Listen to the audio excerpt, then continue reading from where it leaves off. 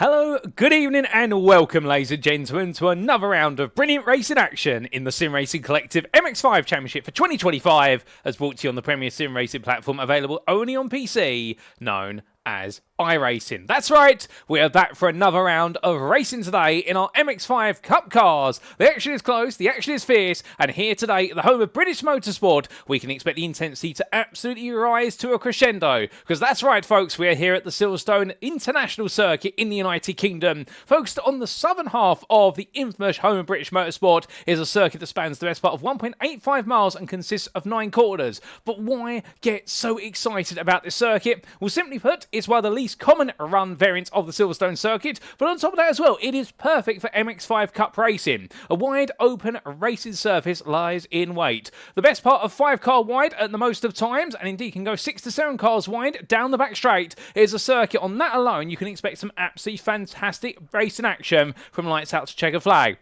And then add into the fact as well, you've got plenty of sweeping bends, only a couple of major heavy braking zones. It means the pack racing is going to be at its finest, and it will truly feel as though it's NASCAR meets MX-5s meets Silverstone here as we get ready to go racing once again for 2 races in round number 3 of the championship. But where are my manners? Allow me to welcome you all to this live broadcast from Circuit Side. You're tuning in right now via the official Sim Racing Collective YouTube channel. Indeed, go to youtube.com and search for TSRC or the Sim Racing Collective, and you can be tuning in there. And don't be shy, feel free to say hi and let us know how you're doing and who you're cheering on today as we continue the story of the championship campaign and look to find out who will be our champions in both the Pro and Am classes when we come to the season end in 3 weeks' time. But we've got a long way before we get there, and in terms of our schedule for today, times in the UK time format, that's British Summer Time, that's BST, or Universal Coordinate Time, +1, and as we can see in approximately what will be in 4 minutes' time, we'll be making our way into qualifying, solo qualifying with 3 laps available to our drivers, over 10 minutes, plus their outlap, of course,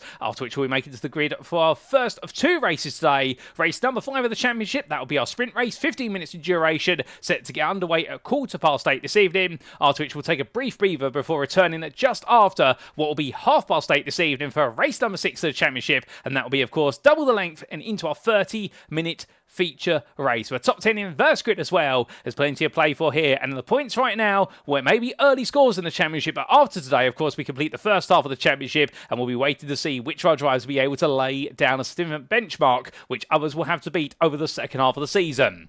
But as we make our way into this round, then let's give you a recap of the story so far and what's still lying in wait. And as we can see, look into our calendar, we started off at the Okayama circuit in round number 1. That was all the way back on September the 8th. From Japan, we made our way to Germany last time out for the Nürburgring Grosser Price Strecker, the GP Strecker, but specifically the Sprint Strecker out in round number 2, and that was back on Monday the 15th of September. And what were the stories there at the Nürburgring? Well, there's plenty to watch out for. There were plenty, for instance, and the Shoulds definitely had their hands full. Indeed, one of the big themes coming into this round is a large number of drivers are at the risk of picking up a qualifying ban should they pick up any more penalty points. We do have some qualifying bans, which we'll talk about when we go into qualifying, but our drivers need to be on their best behaviour today, because otherwise we could see up to the best part of at least 5 to 6 drivers have qualifying bans going into round number 4 in a week's time at the Circuito de Navarra in Spain. So therefore, it means there's a lot of risk out there. But the story as well for the Nürburgring, we got to see in the pro class, it was mixed fortunes up and down the field,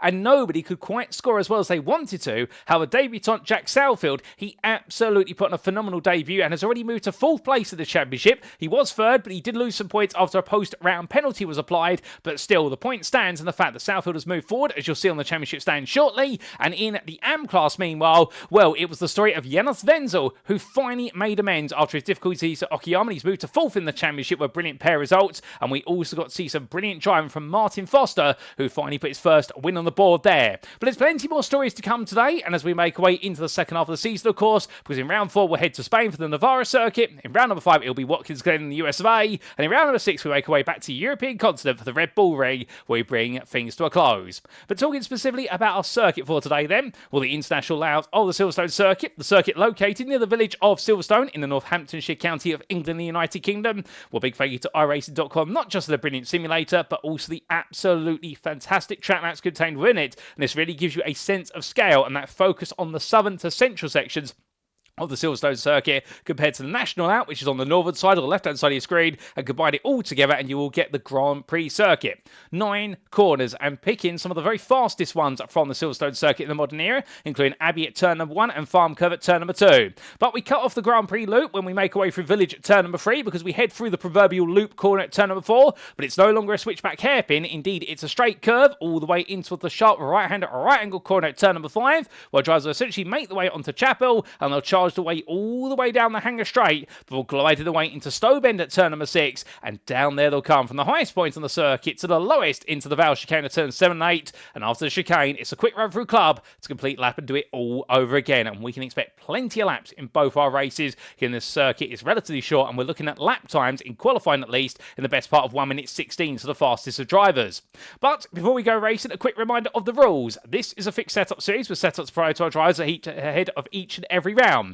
Qualifying wise, a closed qualifying format shall be used, with drivers having free flying laps available to them, plus their out lap. As for our races, well, the grids will set as follows. The sprint race grid, that shall be set based on the results of qualifying. That's a given. When we go to the feature race grid, meanwhile, that we set as a top 10 reverse grid based on the results of the sprint race. And each driver shall have 1 fast repair available in each race, but should they accumulate 70 or more instant points in a given race, they will be going to a drive-through penalty, and all race stewarding shall be conducted post-round as is per usual. And as we mentioned only months ago, there was a lot of stewarding work that had to be done, and big thank you to our stewards for all the hard work. They put in plenty of cups of coffee over the weekend in order to dissect all the incidents and make sure penalty points were awarded as appropriate. But back to the circuit we go then, ladies and gentlemen, and as we do, well, we can see there's been a little bit of rain here in the build-up to today. The rain came over early this morning, but we are mid-afternoon now as we go into qualifying, and therefore all the drivers will be looking to try and get that circuit as warm as possible. It'll be dry tyres, but watch out for those puddles of water, particularly on those curves. But our championship standings come into this round then. We start with the pros, and it's still Jamie Nuttall who leads the cracked racing by 6 points over Tom Davidson, with the Sim Racing Collective Esports drive being followed up by his 2 teammates of Kieran Sharp and Jack Southfield. Now do keep in mind, Jack Southfield picked up the win in race number 1 at the Nürburgring and picked up 7th in the feature race. He was gutted not to finish inside the top 5. However, he was also gutted at the fact he picked up a post-race time penalty, which saw him drop all the way to 11th. But otherwise, he would be in third ahead of his teammate Kieran Sharp, who I had the pleasure of speaking to in the build-up to tonight, and he said he did not have the opportunity to put in as much practice as he necessarily like, but he's looking forward to it as always. He's looking forward to seeing what TSRC, the team, are able to achieve. Francesco Petolin, he is one of our drivers who you've got to keep your eyes out for as well. Very fast, but unfortunate not to come away with a big score at the Nürburgring, but did come away with a qualifying ban due to incidents he was involved in, and that's your top 5. Well, third point behind me, Nick Clemens for iRacing Esports in 6th, ahead of Miles Owens, who's only ahead of Craig Twardock based on result countback, and your top 10 is completed by Alan McCain and Kieran O'Reilly. Outside the top 10, Bradley Horsnell rounds off to the best of the rest position on 28 points, ahead of the 26th of iRacing Esports' Sam Smith. Keep your eyes out there for our number 27 driver, who'll be looking for a much happier day in the sun today. Bart Raven sits in 13th there for cracked racing, and what could have been for Bart if it hadn't have gone right at Nürburgring. He was looking so fierce in both races, but incidents cost him very dearly. He's ahead of Andrew Pike by 2 points, and it's Clive Bourne who rounds off your top 15 in the pros, as we do look a little bit further down there, and we can see all of our pro drivers, all 20 of them, with Toby Prosser and Gergely Konzabo on 0 points thus far. But going on to the AM standings, meanwhile, well, the pros were tight. In the AMs, it's incredibly tight still, because our top 3 are Paul Sims, Daniel Moffat and Martin Foster. They're unchanged because drop scores immediately apply after round number 2, and of course they're only allotting their best scores so far, and all 3 drivers picking up their best scores in round number 1 of the championship. Martin Foster, of course, was really the man to beat at the Nürburgring in the AM class, and well, he'll feel a little bit gutted that he wasn't leading the way, because he did pick up that brilliant victory in the sprint, only to pick up a 7th place in the feature, and well, he was the fastest AM driver. But an incident in the second race cost him potential back-to-back wins, and therefore he'll be the one with a bit of a chip on his shoulder today. Meanwhile, Paul Sims as well. Race number 1, it all went wrong in class, but race number 2, a much happier race coming through for the back of the field.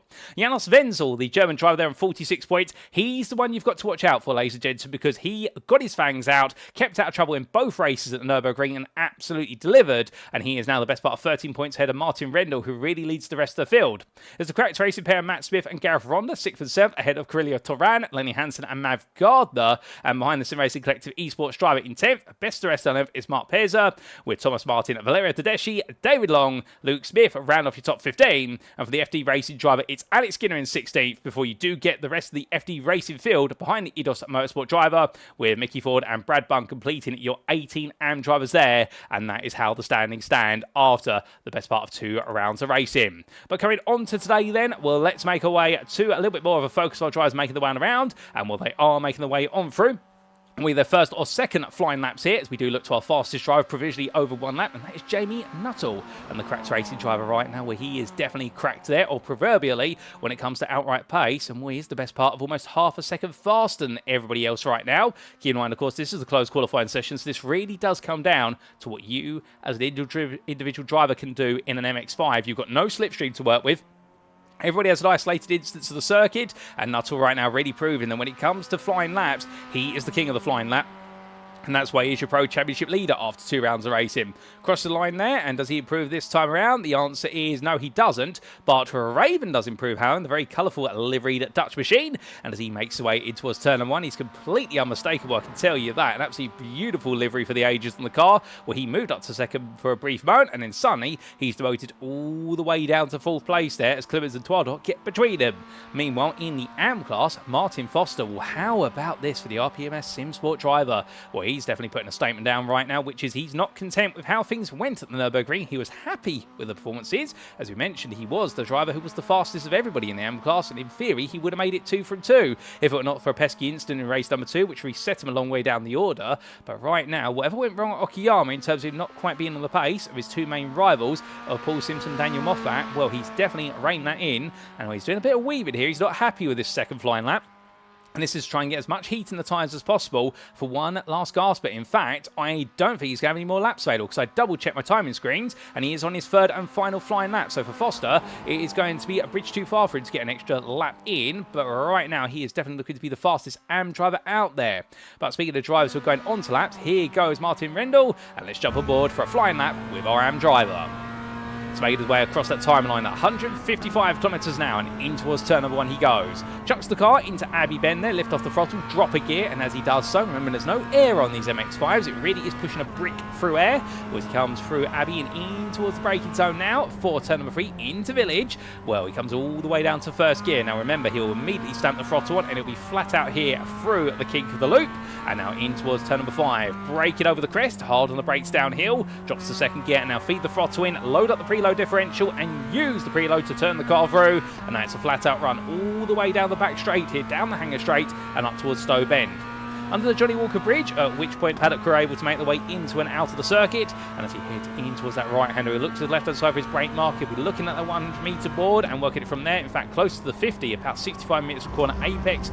Down to 3rd gear, bounce the throttle, a little bit of understeer creeps in, and Rendell runs out wide. I believe he was just within track limits there, but I've got to be careful about running wide. And in fact, Rendell backs off immediately. 9, it was the invalidated lap, and he's not going to get anything more in on this one. And that will be it. So Rendell, in the end, did pick up an invalidation of his lap in the lovely chrome blue machine, and well, the best he's going to do is 12th place here so far, at 1 minute 17.66 to the nearest 100th, which isn't too bad, as meanwhile William Chandler has got a meatball flag, I believe. That's for an off after he crossed the finish line in his qualifying session. Thomas Martin has finished his qualifying already. We are just waiting on 1 or 2 drivers here.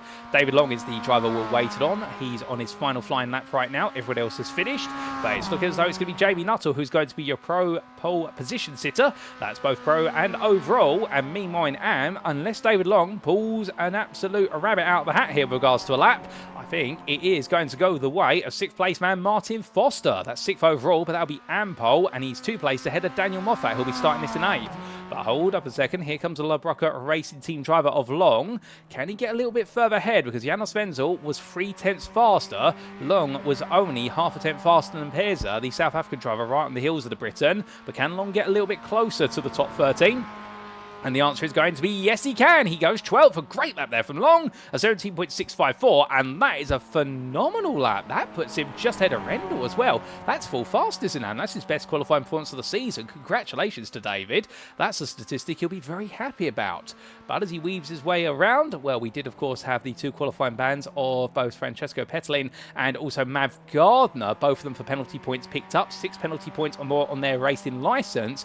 But some big surprises in store. We have had difficulties for the following drivers in qualifying. Paul Sims, no valid lap set. Clive Bourne and Andrew Pike. So Sims is going to have to come through from the back of the field. The AM Championship leader.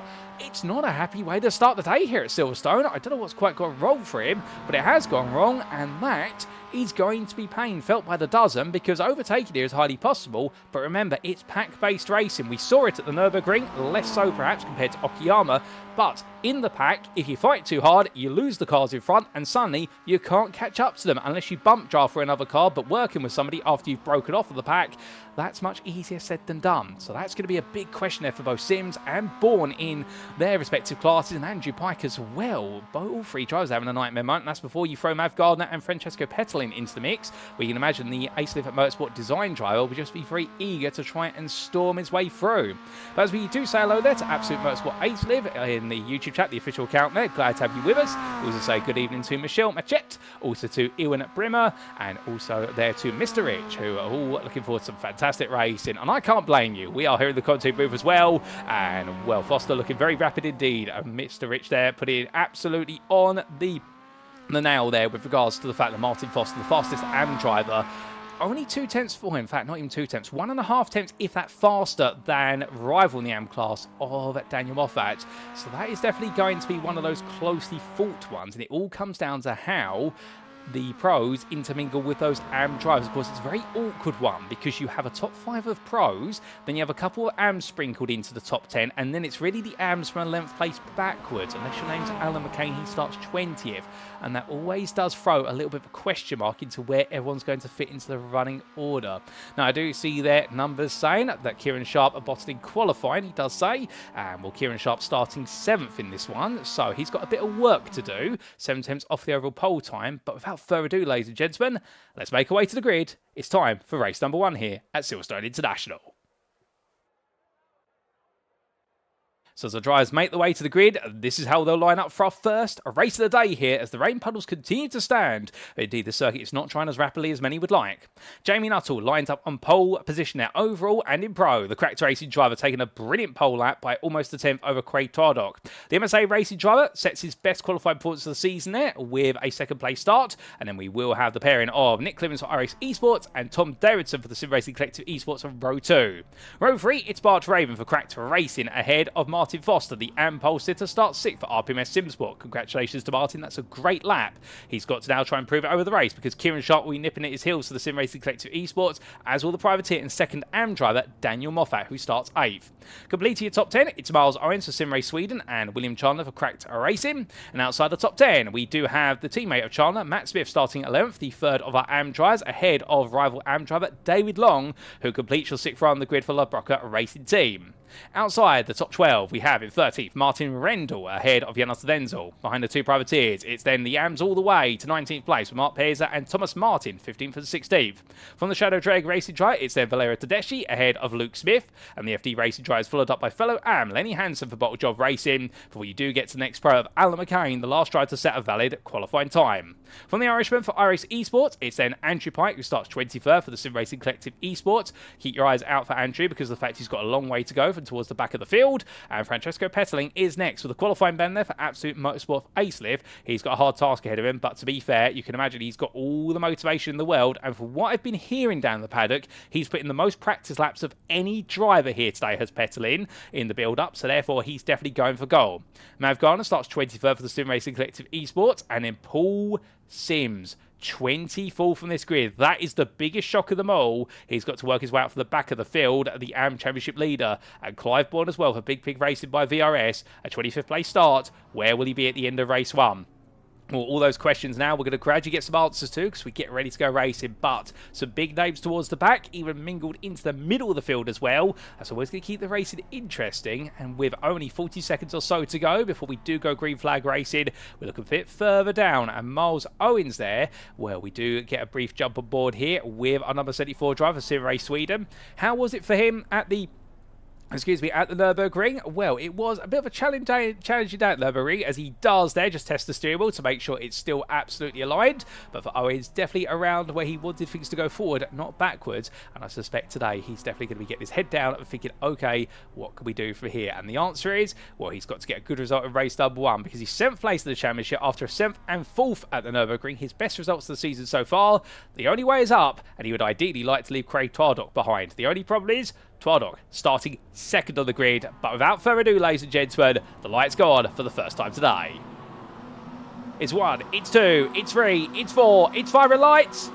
And it's lights out, away we go for round number 3 of the championship here as Jamie Nuttall gets a good start. But Craig Twardock now in the 2nd phase has to cover off Nick Clemens, who starts to get a little bit close to him as they make the way in towards Abbey Bend. And it looks like Clemens is going to go all the way around the outside of Twardock, who takes a little bit of water with him as they sprinkle their way up through the village. And well, when they get ready to go onto the brakes of the named corner, Bart Raven meanwhile looking for an opportunity here versus Davidson. And is he going to go win? No, the answer is not, because he's got Kieran Sharp looking around his outside. Further back, Francesco Petterling already up into 18th place. Oh, hold up a second. We've had a bit of a coming together between our back 3 drivers there. That's Hansen, also Pike and Tedeschi. We're going to have to find out what happened to them, but they've had a major altercation. But the rest of the field is safely on through the opening couple of corners, which is great to see. And well, this opening 15-minute race is definitely now building up some momentum. But right in the way on down the back straight, you can see everyone immediately tucking into the draft. Nobody wants to be too wide at this mode. If they dare, well, they're going to lose pace. Although Daniel Moffat, he's got to worry about the fact that Miles Owens is trying to come in a little bit razor hot there. But it's not going to work out for Owens, as at the front of the field, Clemens looking around the outside here into the Vale. It's not going to work out from here as to back off as Nuttall just leads the round. A couple of yellow flags against drivers. That slowdowns there for track limits. That'll be on the exit most likely of Stowe Bend, where they've run out wide and gained time as judged by the iRacing stewarding system. But on towards another lap they go, and after one lap, Isha Polster to Jamie Nuttall still leading ahead of Nick Clemens in 2nd. Then we have Craig Twardock in 3rd ahead of Tom Davidson, followed by Kieran Sharp. Bart Raven, he had a good start, but in the end he dropped a place rather than gain one. He sits 6th and is falling backwards as Martin Foster, the AM leader, looking for an opportunity now. As hold up a second, that's grass. That's a lot of grass there for Nick Clemens, but he slides it back together. And Martin Foster, meanwhile, he's past Bart Raven, as has Daniel Moffat, as has Miles Owens. So it all happened in a flash of an eye there. We had to get a replay of what happened between all the drivers because there was a bit of drama, but it does seem as though they've all survived what was a bit of a proverbial rallycross moment. That's it if your name's Nick Clemens. But Raven dropping all the way down to 9th place after a 5th place start. You'd imagine he wants to go forward, not backwards, but it is going backwards right now. William Charlotte on the back of this, and he's got a nice gap of 3.5 seconds to Janos Wenzel, 3rd place AM driver here. My good lord, they're all fanning out here as if it's a traffic jam on the motorway. I can imagine this is where everyone's trying to place their bets behind another driver and trying to go 3-4 wide. Albeit Alan McCain, the pro driver, in amongst this pack of hungry yams. He's right now carving his way past Martin Rendell as Mav Gardner, who started from the very back of the field. He started in 23rd place. He's up to 17th already. He's up from 12th in AM to 8th. But now he's got to try and find his way past David Long, who's had a nightmare start. Gardner up the inside, a little bit of water there into the pit lane. Meanwhile, that is Francesco Petterling into the pits. I would imagine with some damage on the car of some description. He will come in, he'll jump up the proverbial timing tab because of a pit lane timing error, but then he will drop down the order, ladies and gentlemen. So if you wonder why Petterling's leapt up to suddenly fall back, that's because he's come into the pits and the timing line has not quite adjusted to it. But focusing on what we can see here, David Long and Thomas Martin together, and Will Gardner did get past Long with that move into the Vale. And Martin as well make his way on through there. A lovely move from the Drake Shadow racing driver. And we see Clive Bourne then, the Cadbury Cream Egg Machine. He started all the way from 25th. He's up to 19th. All the way back towards the very front of the field, we do see that Jamie Nuttall now started to create a little bit of a gap for himself versus Twardock. It seems as though the Martini racing driver for MSA Racing under a bit of pressure from Tom Davidson and Kieran Sharp. Now, if I know the Sim Racing Collective pair behind Twardock, they will not want to fight him too hard. They will want to play the game of let's work together and get a bit close to Nuttall, because they won't want Nuttall to break away from this. Otherwise, he will control that lead. And if he gets to 2 seconds clear and can maintain it, if not increase it, he will be untouched untouchable for the race distance. We will see what comes of them. A bit further back, the fight for 6th place here. Well, Miles Owens right now trying to abscond with the proverbial 6th position, but Bart Raven, he's got 2 AMs behind him. Hold up a second, that's William Chandler taking too much exit curb, and well, the left-hand side tyres there, I think aquaplaning on the curb, and as a result, the car was pulled out wide, and it's pulled him even so wide that he's been adjudged against the race time. He's now got to serve a slowdown penalty for his misdemeanor. I think he'll be absolutely fuming at that one, because I would argue he didn't gain any time at all. But there we go, that's what iRacing says, and therefore he's got to obey the rules. But as he makes his way down towards turn number 3, well, Jonas Svensson, meanwhile, trying to break away from Mark Perza, who he's pulling along with him, and they have started to clear Alan McCain. But from them, Raven up the inside here of Miles Owens. That's coming into turn number 5, and onto the throttle he goes. Well, Owens was always on that outside line. He was going to get the better exit, and Foster here, well, he gives his pro rival a little bit of push along as we jump aboard with number 44. Well, as they make the way down, there you can see the gaps at the bottom right-hand corner of your screen in terms of how they all slot together. And right now, Foster just helping Raven to get a bit close and try to help him keep Owens under pressure. And understandably, Foster doesn't really want to pass these pros unless he's got a prime opportunity to do so. He's more concerned about maintaining the gap to Moffat behind. But in front, there you can see Owens going defensive on the inside on the left of your picture. Raven looking around the outside, but a little bit of a slide there. The rear of the car cutting loose, going into the valve means he can't find a way through. And in fact, as to get the car back in order, there's a little puddle there just on the run into Club Bend. And that is definitely unsettling some cars. I can imagine if anybody hits it square on the front right tyre, it's actually going to go to the rear right tyre as well.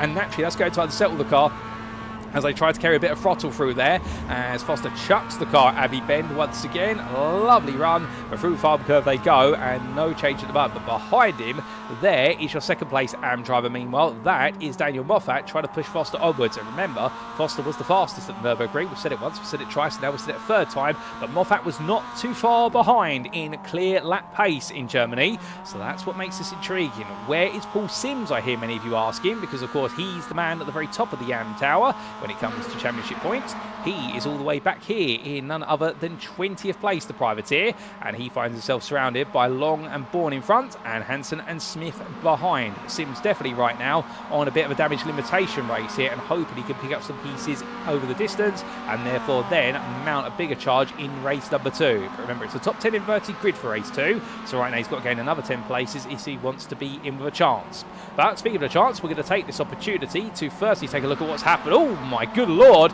that is Paisley. Paisley's gone round. I suspect that's an excess Stowe. Careful. Oh, goodness me. I think he went to make the rejoin then suddenly realised we're still on a live racing circuit and a lot of cars are making the way down. I don't think he anticipated with the wet patch in the middle of the road there, that was going to elongate its turning circle. But you can understand what Mark was trying to do. He was trying to rejoin on a tight outside line, but then suddenly had to wait his turn. But doing so, it means he's been able to go racing again and everyone has been unhindered for his efforts. Making his way up towards that timeline then, or as he does, we take a look back at some of the moments from earlier in the race. So this was the race start, and this was what happened further down the order in the battle for 21st place between Valerio Tedeschi and Andrew Pike. Under braking. Oh, Tedeschi was just a bystander there. That was Andrew Pike, and I believe, I'm trying to see who that was who came into the side of each other. Was that Luke Smith getting caught up there? That was number 68 car. That was Lenny Hansen being caught up. Well, under braking they went. Hansen was there. Pike went to the brakes, and well, in the end, Pike and Hansen coming together, and Tedeschi was just in the wrong place at the right time to be collected. Then we subsequently had this on lap number 2 for Nick Clemens. This was a very hairy and scary moment. Watch this, folks. Ran out wide at turn number 1, took all the water from the grass of the curb, and the car went sideways.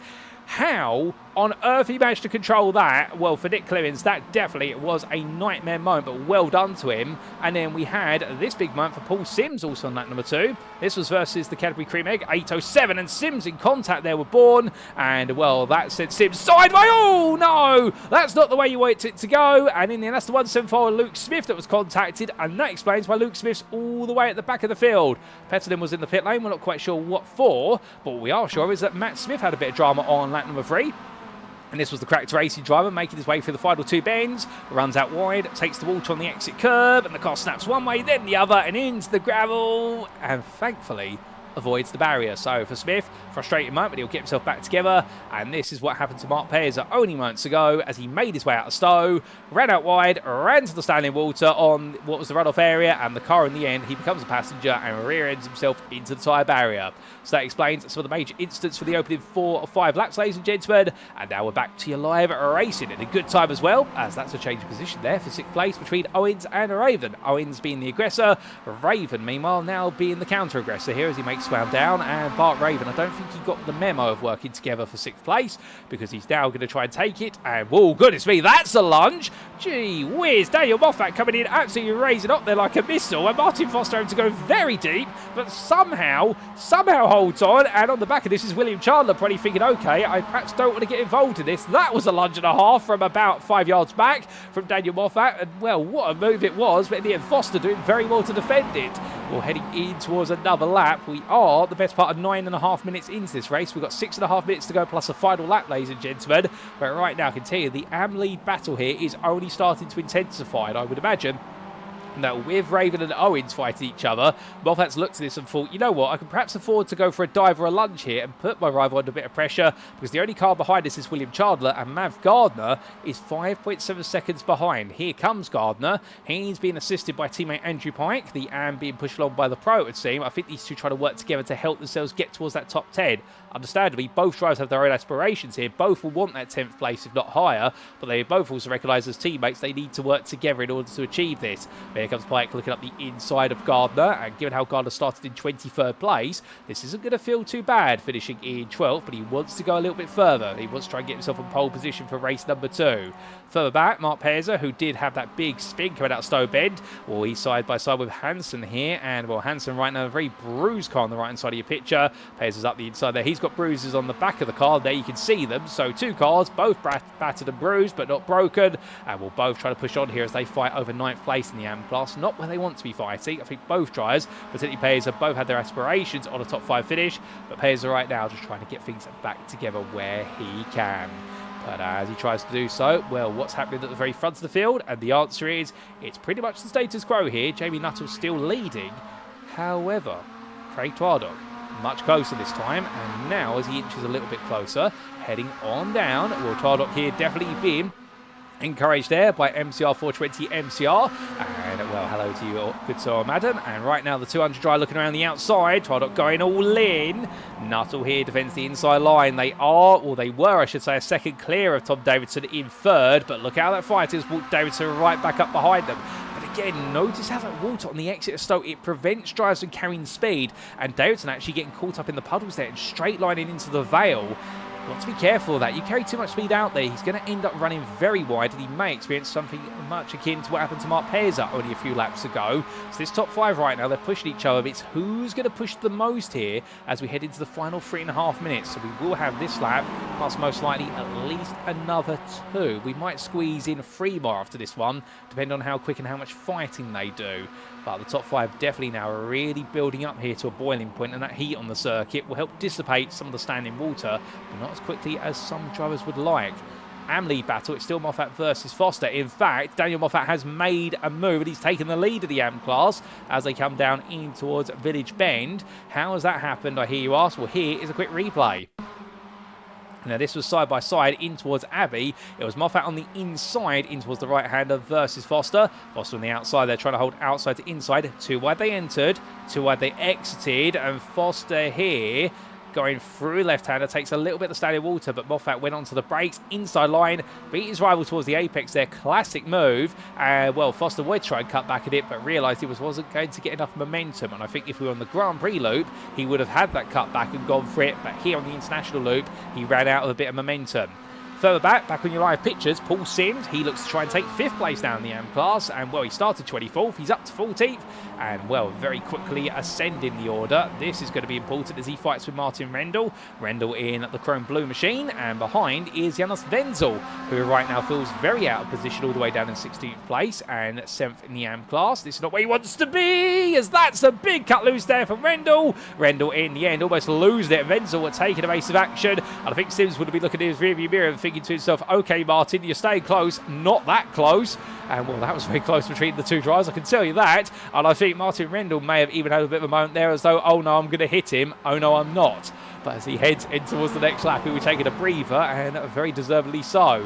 As from them, we come back to your top 5 as they continue to roar the way through. 1.5 minutes left to go. We'll get one more lap after this one. And Jamie Nuttall right now trying to hold on. He's led every lap of this race so far. But the most important one is the final one, lap number 12. This is number 11. And next time around, he will try and get the job done as Nick Clemens, meanwhile, fights here with Sharp and also Davidson. Davidson tucking in behind. Well, in fact, that is Sharp tucking in behind Davidson, I should say. Clemens on the inside of the Vale. Coming in towards turn number 8. And it's a little bit of a squeeze there from Davidson trying to get back in, but Clemens shuts the door on him thereabouts, takes the wall tower that unsettles the car, and the Sim Racing Collective pair get on through as the iRacing Esports car runs out wide. It's got to go very, very wide in order to stabilise itself, but that will do, and Nick Clemens falls back to 5th as Sharp and Davidson are up into 4th and 3rd respectively, but it's not over between them yet as our 2 leaders now trying to break away with Nuttall and Twidox headed off into the distance, but Davidson here trying to hold off his teammate now, Sharp, who's trying to make a move here, trying to get the upper hand in the Drivers' Championship, but he's going to defend the inside. That's going to cause him to go a bit deep, but not too deep to be able to hold on.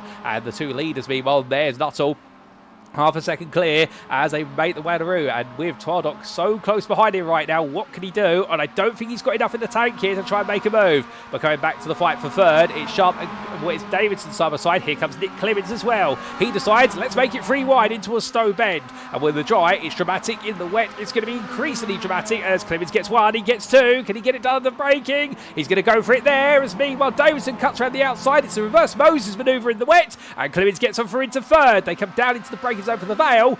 Well, is it going to be one or 2 Sim Racing Collective pair fighting each other, or Clemens? The answer is they fight each other. Clemens goes as defensive as you'd like, but as they make the way around, we'll have to come back to that shortly, ladies and gentlemen, because for Jamie Nuttall, well, wins continue to come this season. For the cracked racing driver, it's a win in the sprint tier round number 3 of the championship ahead of Craig Twidock, who takes 2nd place, his best result of the season, and you can tell he celebrated that. Kieran Sharp in the end did regain 3rd place ahead of Tom Davidson and Nick Clemens, with Miles Owens taking 6th place there in a valiant effort from him. They're all pros, and then your AM winner, it's going to be Martin Foster. Now, where on earth is the man he was fighting with, Daniel Moffat? I think Moffat's had a spin somewhere, but Raven takes 8th place ahead of Andrew Pike, and then it will be runner-up in the AM class, Mav Gardner, who started 23rd on the grid, the second to last of the AM drivers, and finishes the second highest of the AM drivers. You couldn't make it up, and will get pole position for race number 2 ahead of Daniel Moffat, who'll be fuming to himself right now as to what happened.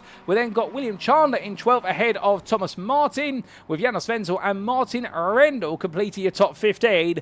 Goodness me, folks, what a crazy end to this race. Well, coming towards the end of his race right now is Valerio Tedeschi, and then we will have Luke Smith make it to the checkered flag shortly, albeit a lap down after his open lap incident. Well, what a set of drives up and down the field, but unfortunately I don't think we're going to get a replay as to what's happened to Daniel Moffat, but a spin has definitely cost him, or an incident has cost him the opportunity to finish as winner in the AM class, if not runner-up.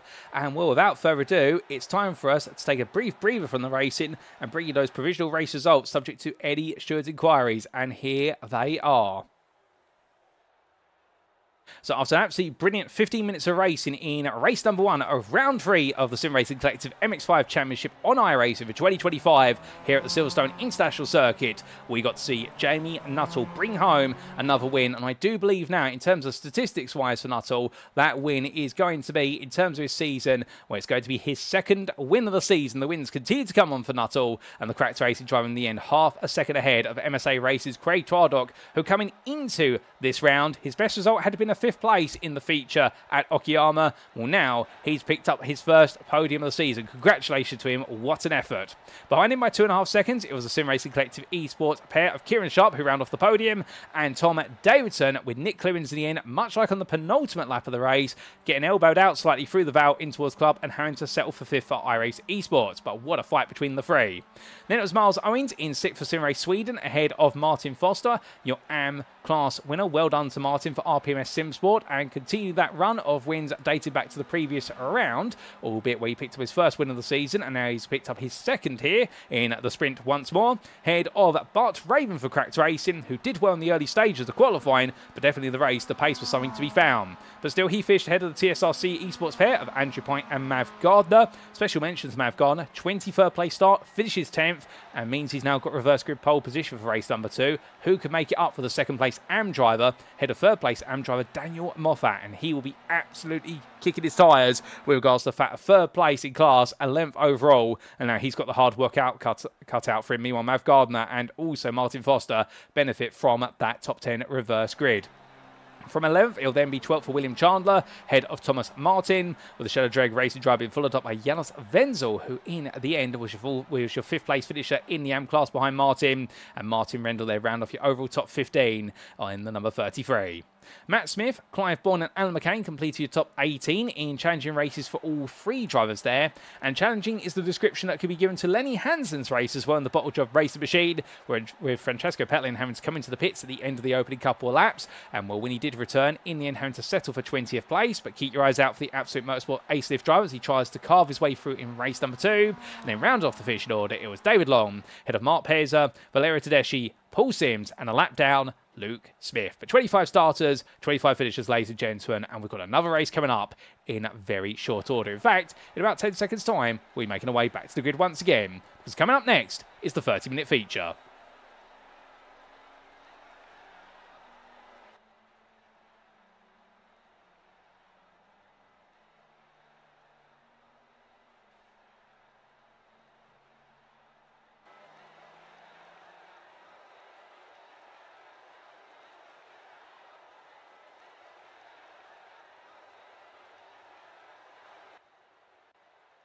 So as our drivers make their way to the grid and we say a quick hello to Quinten van Wingerden there, it's time, ladies and gentlemen, to walk you through how they line up for race 2.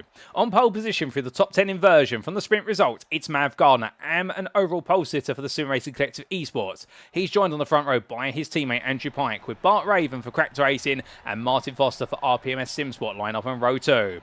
Row 3, it's Miles Owens for Sim Race Sweden, ahead of Nick Clemens for iRacing Esports, and on row number 4, it's the Sim Racing Collective Esports' Tom Davidson ahead of teammate Kieran Sharp, and expects the sparks to fly once again between those two when they go racing, given how hard they were fighting in race number 1. Craig Tardock, he starts this one in 9th after a season best performance in race 1. The MSA Racing driver will know he's got to try and hold off Jamie Nuttall, who rounds off your top 10, but the Cracked Racing driver, winner of race 1, we're looking to try and make it a 3rd win of the season come the end of this one. And Daniel Moffat, best the rest of the length there, knows he's got race-winning pace in the AM class number 10, but the privateer will need to try and make his way all the way out through the field again to get the job done. If not, William Chandler will be hot on his heels for Cracked Racing in 12th, and outside the top 12 on the 7th row of the grid, it is Thomas Martin for Shadow Drag Racing, head of Janos Wenzel, the privateer, and well, Thomas Martin enjoying his best result of the season in the last race. Can he make it 2 for 2 in this one? Martin Rendell begins this one in 15th place, and then we do see Matt Smith alongside him on the 8th row of the grid in 16th for Cracked Racing. Clive Bourne starts 17th, the pro driver there, definitely in the depth for the AMs, as is Alan McCain, but the Big Pig Racing by VRS and iRacing Esports pair drivers will both be keen to try and move forward, because if not, Lenny Hansen will be right there to capitalise for Bottle Job Racing in 19th.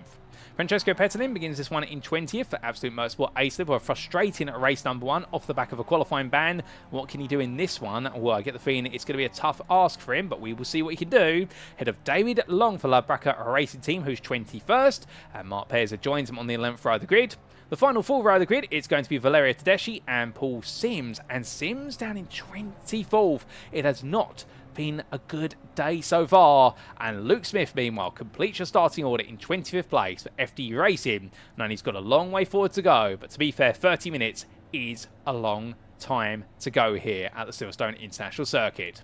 So without further ado, ladies and gentlemen, as our drivers get themselves all set in position, race number 1 was a fantastic one, but race number 2, well, potentially on the forecast there could be the prospect of some rain from what I'm hearing. We had rain this morning, but we've not had rain in qualifying or race number 1, but we do have a couple of drivers potentially looking to take the wet tyre compound with them, and will we bring the tyre compounds up on screen? The only one so far is Luke Smith. Alan McCain has yet to make a decision. He does have 20 seconds to make the decision, unless the car's not making its way to the grid, because they get a 3-minute wait time on this grid.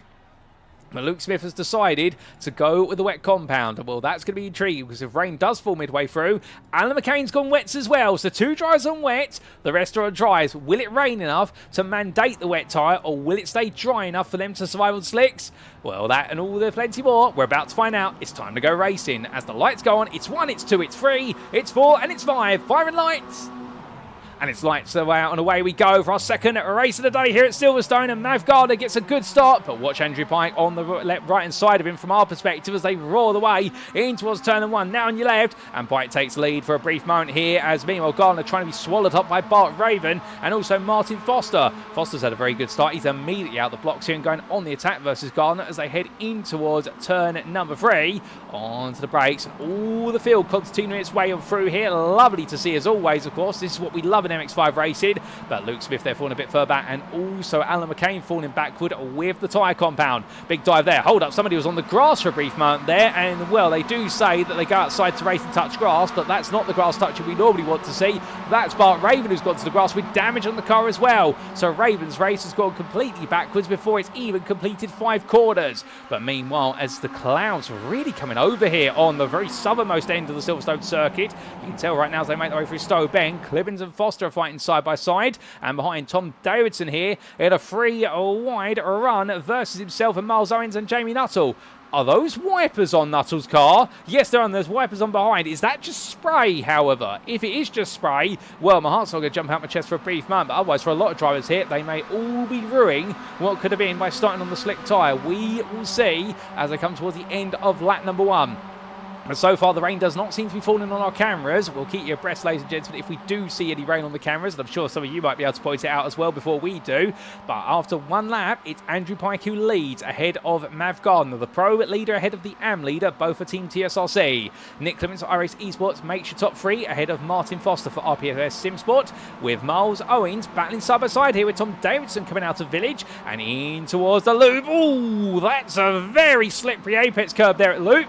But as he comes down to turn number 5, Owens does get it done, but not without Davidson trying to carry all the speed out the corner as they fight over 5th place. This is absolutely superb scrapping between them. But here comes Owens then, and with Davidson looking up the inside now, what's going to be the plan here from Owens? And I think the plan is let it go. Jamie Nuttall looking up the inside as well. We won't want to keep the door open too wide because if Nuttall gets through, you've got to trigger an avalanche. And well, it'll be MB Kieran Sharp and also Twadot and Chandler trying to all make their way on 3. You can see the big scramble here as they make their way down to the valve, all taking a little bit of standing water with him. It splashes up over the front of the car, and as they come from left into right through the valve here, a bit deep, that is Janos Wenzel. Wenzel on the back of this, he's getting really feisty. Is the German driver in the 313, but there's a cut back there from Daniel Moffat. He takes the place back he's just lost, and there goes Francesco Petelin on through. Petelin's had a brilliant start to this race, up to 12th already, and no such drama compared to race number 1. Petelin is flying right now as we jump on board with the 992 driver. Now, wipers on there, that's to take away some of the spray on the windshield from where they've made their way around the back end of the circuit. So the spray coming up off of the curbs and also the tarmac and the other cars. And Petelin right now, well, looking for a way into this, albeit he's got best part of 6/10 of a gap to Wenzel, so he hasn't got as much pressure behind him right now. His target is going to be Moffat. Moffat right in front of our screen. Well, through that right under they go. Petelin gets the better run. Now he's got, of course, the quadruple draft here, whereas Moffat's got 1 less car to try and slipstream off us. So therefore, naturally, Petelin will gain a little bit more straight line speed up to a point. And as they make their way up to a Stowe Bend, well, Petelin there giving a little bit of a bump draft to the back of Moffat and then cutting up the inside. Well, that's going to be a straightforward move as you'd like, as he now moves into 11th place here. That's 9th in the pro class. No change of class position there by passing Moffat, but you'll be happy about that one as Daniel Moffat pulls to the outside, and that's to bleed some of the overspeed there and sight his brake marker nice and early, and also to say to Francesco, look, I'm not going to go for the move, I want to follow you. And that's a little bit of Morse code there between drivers, particularly in the early stages when the driver's right behind and suddenly they snap the car one way, going in towards the braking zone. They're making it very clear, snap it to the outside, I should say, that they are not trying to make a move. They want to essentially run behind. But Tom Davidson here, he's currently in 5th, and well, Jamie Nuttall right behind him still. The top 4 gradually pulling away. Wet tyres have gone onto Bart Raven's car, which is making its way on around right now, albeit it is multiple laps down after its sequence to the grass on the opening lap. We are going to get a replay of that shortly. We'll find out what happened there. Hold up. Andrew Pike. That's not the way you go through the middle of the circuit. So Andrew Pike, in the end, going to the grass. Car goes around. I don't know how quite he's got there, but he's definitely now had to put the car up there because it was coming very loose. Oh, that's a big slide from not from Thomas Martin, from Martin Rendell as well. I wonder, is there rain falling towards turns 3 through to 5? Because that's two cars in a very similar fashion, both going round. If so, and then that might be a sign of what's to come here. Albeit no other rain visible at the moment, if any at all. So it is all questionable. But Matt Smith, one question without. That's a big large. Oh my good lord. That is a send and a half from Mark Peza. And the number 99 driver that goes all in. And will make it the one down. 3 wide behind now. Peza gets ahead. It's Rendell, McCain and Smith here. And in the end, Martin Rendell outbreaks the rest of the trio. And Wonder breaking outbreaks himself a little bit. And there's Alan McCain looking around the outside with Lenny Hansen. And Matt Smith as well enjoying a bit of a battle. Lenny Hansen, of course, in the Fred Flintstone machine. And the Bottle Job Racing driver in the 68 right now, close, but not quite close enough here, and they might be scrapping over what is the best part of 17th through to 20th, but hey, who could blame them? They're having a good time, and they are in the AM class at least fighting for some significant points as Hansen back up the inside, covering off Matt Smith there for 19th. That's back into 8th place, the AM class. We briefly lose Hansen, and then he rematerialises from the proverbial ether, and at the back of all this is Paul Sims. The 321 driver's just not going anywhere fast today in the Mazda MX-5, the Sky Active machine. And we'll, of course, keep in mind he does drive an MX-5 in real life, so therefore very acquainted with the machine. But the Silverstone circuit just not giving him anything today. And this can happen. You can have a bogey circuit over the season. And for Sims, it seems as though Silverstone is the bogey track for him, at least thus far, because things are not going forward.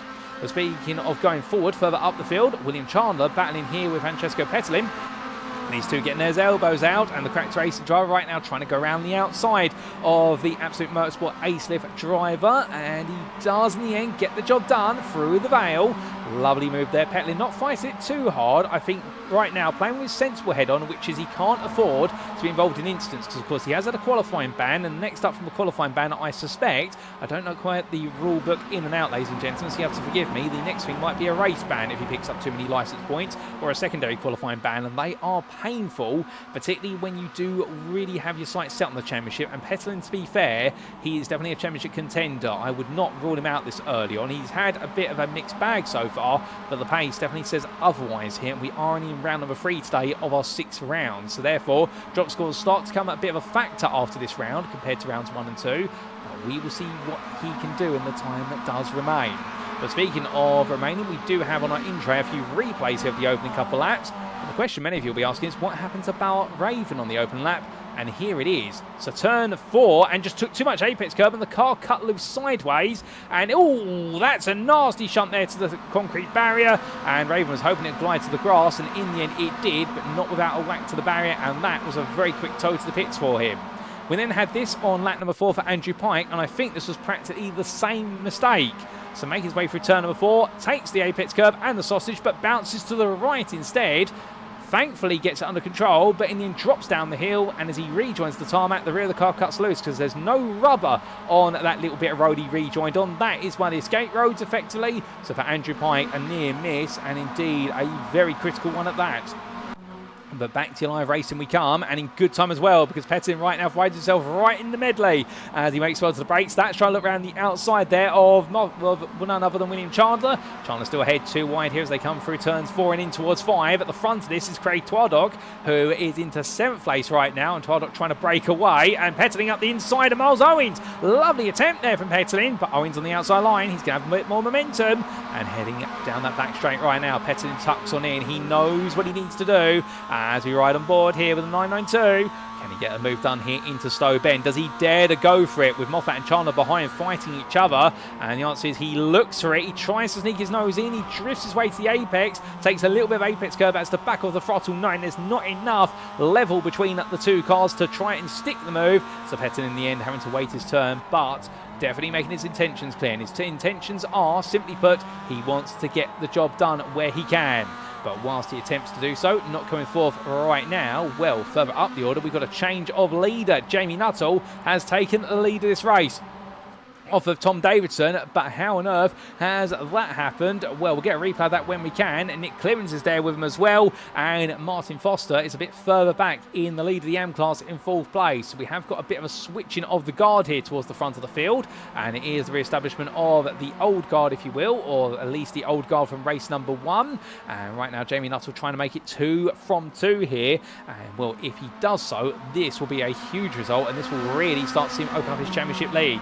But Davidson and Clibbins are going to try and rein him back on him. Martin Foster, meanwhile, well, understandably for Martin at this point, all he wants to do is bring this one home. And for Martin, that would definitely make it 2 great results back to back. And he'd be absolutely smiling with that. But he still does have the best part of 20 minutes to go. Would you believe we've only cleared 10 minutes? We've got another 20 plus the final lap on the clock. This race is very far from being said and done. And I would imagine those who started on the wet tyres, such as Alan McCain, they've done so expecting rain to arrive in the second half of the race. Because so far at least, I can't see any rain falling. And see little driblets of spray coming up from the underneath of the cars, but that is where we've got water on the circuit from this morning, and it still has not cleared. So therefore Foster just carrying on as he roars his way on down. But a bit further back, let's talk a little bit about some of the drivers right towards the back of the order. Luke Smith being one of them for FD Racing on the wet tyre. He is the second fastest on wet runners right now. And we've just had Valerio Tedeschi get past him. That's Bart Raven a lap down directly in front of him. So the 174 driver here, not really having much luck at the moment with the tyre choice. You would have to hope, and he'll be praying, he'll be doing a rain dance in the car and telling the team in the paddock to do a rain dance. But the rain does arrive, so this could work out. There is your highest place wet runner. That's Alan McCain.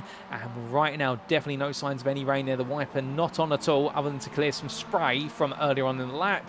And it does mean McCain right now in 20th place, where his lap times are the best part of 2 seconds slower than the fastest drivers at the front of the field. That's Jamie Nuttall. And that 2 seconds really is the delta of a bit of pace difference, but most importantly, by the tyre choice. But from the back of the field, back to the very front.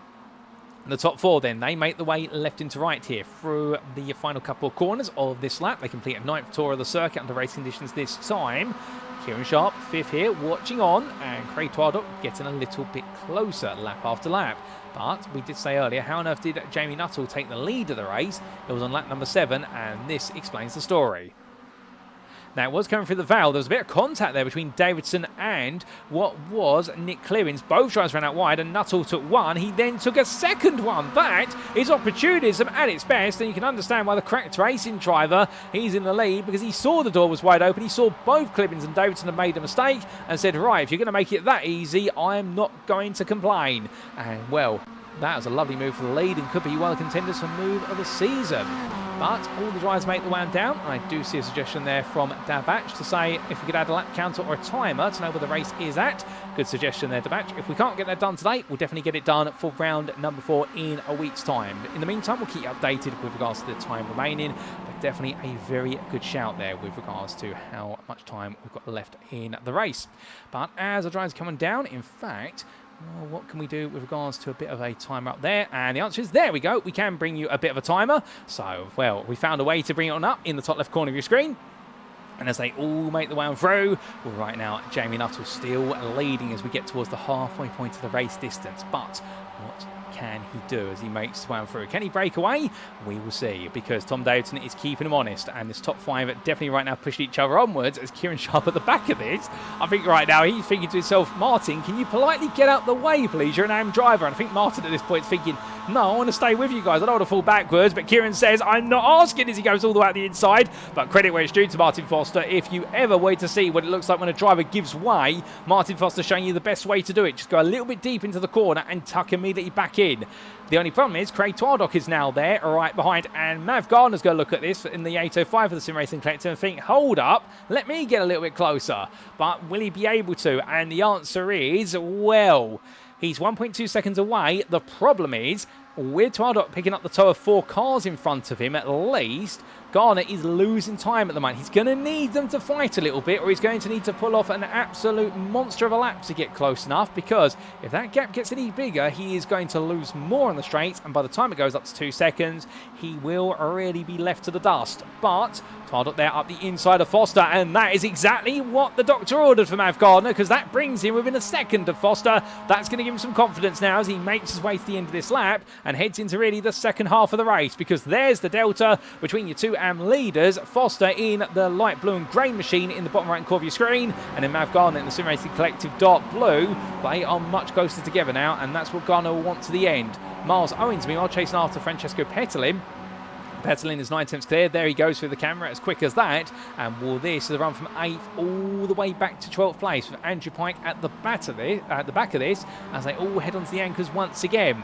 Tyre life, of course, starts to become a bigger factor as we make our way deeper and deeper into this race distance. And, well, given the fact that we do see these tyres last the best part of 20 to 25 minutes, in these wet conditions, it's going to change things a little bit, because our drivers won't be quite driving at 100%. They'll be driving probably at about 80 to 90% of what they can get out the dry tyre given the wet conditions. So therefore, tyre life might actually go a little bit longer in this one, depending on how cool they can keep the tyres. And normally it's a wet tyre you keep cool, but even these slicks, they do get hot, and if you can cool them down a little bit, which is what the water will do, well, it's a risk, she will slide around. But conversely, if the slick tyre is cooled down, you naturally extend its life a little bit.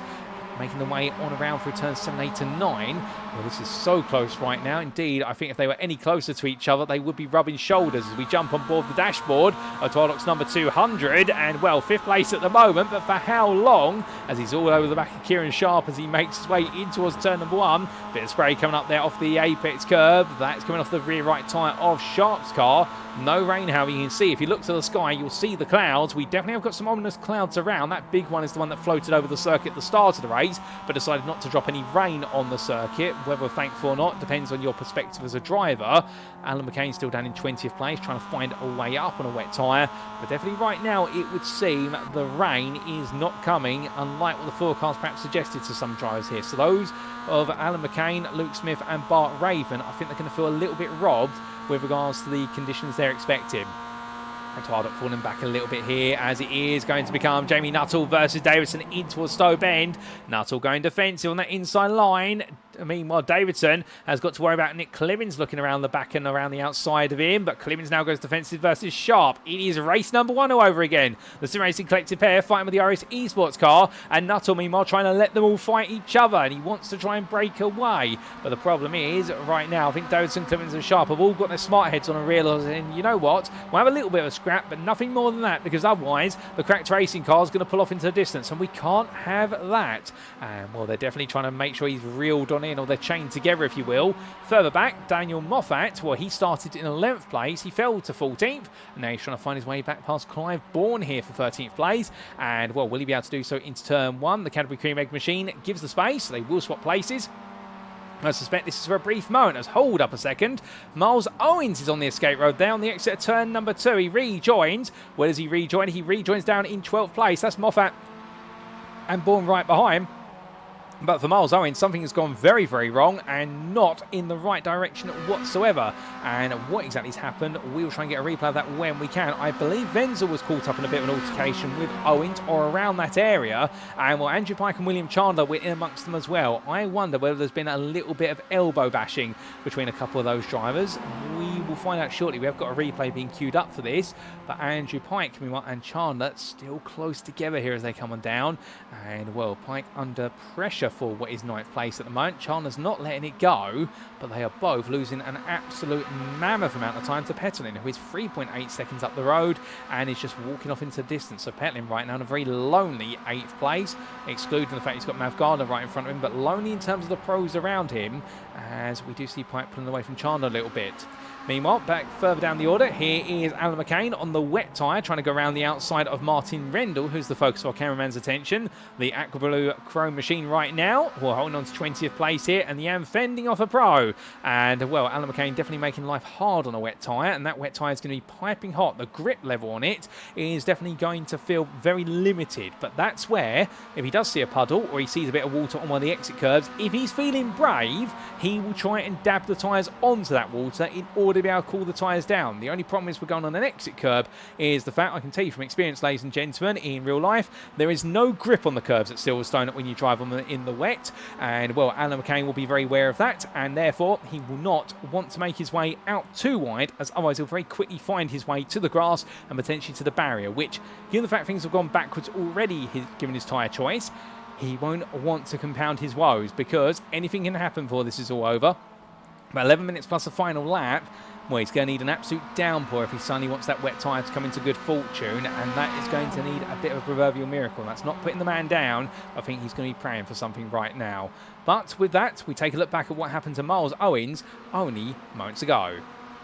Now, this was through turns 1 into 2, and in the end, lost of his own volition, went wide, and that entry into turn 2 went sideways. My goodness, for Miles Owens, well, credit where it's due. He caught the car and snapped it to the left very gradually with the brakes on. Everybody else, meanwhile, took brilliant evasive action. This was the onboard with Janos Wenzel. Watch this, folks. You'll see it's going to be a big error there from Owens, and Wenzel here watching, and he sees a slam on the brakes there. And Wenzel, he could have that spear to the right, and in the end, managed to bring it back. Oh, my good Lord! It literally was cars everywhere, and that was William Chandler holding on, and Andrew Pike soared around the outside of him. You can't make this up. And Andrew Pike, this was his perspective. Now, Wenzel's right in front of him. The TSRC driver makes his way around. Wenzel will tuck to the right. Pike's unsighted, then suddenly sees Owens, but tucked to behind Chandler. And where is Wenzel? Wenzel's just gone flying past him. And, well, Chandler making a bit of an error there, given how everything's gone. Pike says, okay, you know what, I'm going to push my luck to the maximum. Goes up the inside and gets the job done. But what a crazy turn of events there. And Andrew Pike, he does not know fear. Does Andrew Pike, or Mr. Fish as he's known to close friends in the TSRC Discord. That definitely is, well, I'm not going to use quite some language. Just hold a second. That's the rain. The rain has finally arrived, but it's only taken 21 minutes to arrive, but it's here. Now, will this become a race of survival? It's just arrived at turn number 1. Is it going to come all over the circuit, or will it just be at limited spots? This is now where we go into a bit of danger territory, and if your name's Alan McCain, 45 seconds back, 45 seconds, well, that is enough for what would be a pit stop to change all 4 tyres, but it would put our leaders practically on parity with McCain. So it does mean now for these guys, well, they have essentially got to stay out unless it becomes an absolute nightmare. And we can see immediately, look at how they're all pushing each other along. Nobody now wants to come off racing line because they don't want to cost each other any time. If the rain really comes over the circuit, then suddenly fighting each other does not look anywhere near as good, because you want to get these laps out the way as quickly as you can. But with Nuttall and Davidson side by side here going down to the Vale. Davidson looking around the outside. Meanwhile, Sharp versus McCain. Battling with Clemens. They've got iRacing Esports on the brain. Well, Clemens there on the inside, learning from the mistakes of race number 1. Sometimes being on the inside, coming through the second part of the Vale and into the clubs more effective, and makes that work there to keep himself alongside. Twardot now. Weasel's the close here as he looks around the outside there. The top 5 all-pro drivers here. No rain falling at turn 1 this time, so it was a brief spit or rain there. Well, if I've got anybody's hopes up, I do apologise, but it's a sign of what could come, because that rain is looming. It's just skipped past the circuit, it would seem, this time, but you never know. We've still got 8 minutes to go, and it's not over until they pass that checker flag. It sounds obvious, but it really is now on tenterhooks, and I can imagine a lot of these drivers will be thinking to themselves, or they'll be looking at the weather gauges and the weather forecast. They'll be speaking to the team strategists on the wall and saying, keep your abreast of the weather. I need to know what's happening. And Jamie Nuttall, none more so than anybody else as class and overall leader, as Davidson here takes a shot for the first time in this race of really going up the inside into the Stowe Bend. Wants it, and he definitely wants it that much. He's going to commit to it, and Nuttall tucks right back in and says, okay, you can have it for a little while, but I want it back by the time we get down to the Vale. And Davidson now having to go defensive under braking. They go left and right. It's Nuttall versus Davidson, and coming out the corner, it's going to be Jamie Nuttall gets the job done, as meanwhile Kieran Sharp now battling with his teammate here. The elbows come out between the 2 TSRC machines. Sharp has to go up onto 2 wheels for a brief moment. Davidson rushes out wide. He goes onto the wet line, and Davidson picks up a slowdown for his misdemeanor, and that is going to cost him time, as here comes Clemens up the inside. Here comes Twardock as well. They see there's blood in the water, and through the right into the left. It's not going to quite work out for Twardock, but it will for Clemens, who moves up into 3rd place. Davidson in the end, he's going to have to bleed that slowdown very gradually, but he's only got 30 seconds to do so, otherwise that gets upgraded to a drive-through penalty, so he's going to have to do it soon, and I suspect he'll do it here under braking into turn number 5. He'll pull off racing line, or we'll have an absolutely abysmal exit out the corner to compensate, but then he'll lose all the straight line speed. We'll have to see what he does, but right now Davidson not doing anything of the sort here. The only thing I can imagine is he pulls off racing line now. Yes, he does. He bleeds at the last possible one and tucks back into the toe. So the 42 driver here playing it with risk versus reward and deciding to go all in with the risk, and he's rewarded for it, but he falls back to 5th. He falls back to a second off, so it's not too costly. Further back, Paul Sims now is on a mission up through the field. The privateer, who definitely had a miserable race number 1, he's now up into 5th place in the AMS. He passes, not Daniel Moffat, Thomas Martin, I should say. His next target is Daniel Moffat up the road, albeit it's 10 seconds to Moffat, so he's got a long way to go here on the slick tyre, much like the drivers behind him. Martin, meanwhile, staying with him, the Shadow Drager racing driver, who then has got Matt Smith only 8 tenths behind. So they're all still enjoying a little bit of a ding-dong. Martin Rendell, meanwhile, a bit further back, where he's definitely got a wounded car. That front left suspension, from the driver's perspective, is not looking to be in good shape, and he chases after Lenny Hansen for 9th place in the AM class. So some good little battles further down the field. Indeed, the wonderful thing about the MX-5 Championship is that everywhere you look, there's a story to be told with regards to drivers, albeit one driver who right now has not got really a story to tell, of happiness that is. It's Mark Pezzo. After a brilliant race number 1 that came undone in the late stages, race number 2 definitely has been one of those races where things have just not gone right, and stuck in 22nd right now. He's looking to be finishing where he started this one, and that is going to be a frustrating end to the day if all is said and told. But making his way up towards the end of this lap, well, as he does so, we does have Valerio Tedeschi not too far behind. 3 seconds is the gap between the two of them, and the privateer from Italy in a very colourful livery machine, it must be said, but we do love a good splash of colour. With 5 minutes to go, building up the pace here and continue to show promise as the season goes on, as there's a bit more rain at the final corner, albeit for a very brief one. It's practically falling over the camera site. So right now, everywhere we look, it does seem as though the rain is refusing to come in full force, as there it is again, as our leaders now make the way out of the final corner. They're almost onto the back of Tedeschi to put a lap on him, the 23rd place runner, but Nuttall ahead of Sharp right now. Clemens, Twardock and Davidson back together, and well, your top 5 continue to stay nice and close. Francesco Petalin in 6th place. He is gaining on the leaders little by little, but the gap is not coming down at the rate not you'd like. It was at one point up to 4.5 seconds. It has come down to 3.6, but he needs more time. But the problem is the leaders aren't fighting enough to grant him that time. They're being smart about it and not inviting the Absolute Motorsport Ace Lift team driver to get any closer. Andrew Pike, meanwhile, swapping places there with Mav Gardner.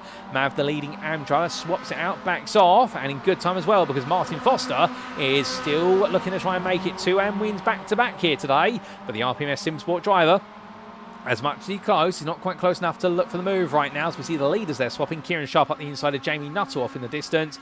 But Andrew Pike here and Mav Garner trying to work together as that sun rain into Stowe Bend. The rain keeps trying, ladies and gents, but it really does. But it's just little dribs and drabs at certain quarters at certain points on the track. It's not enough here to really cut the momentum. But what is enough to cut the momentum of the leaders is Sharp and Nuttall fighting through the final 3 quarters.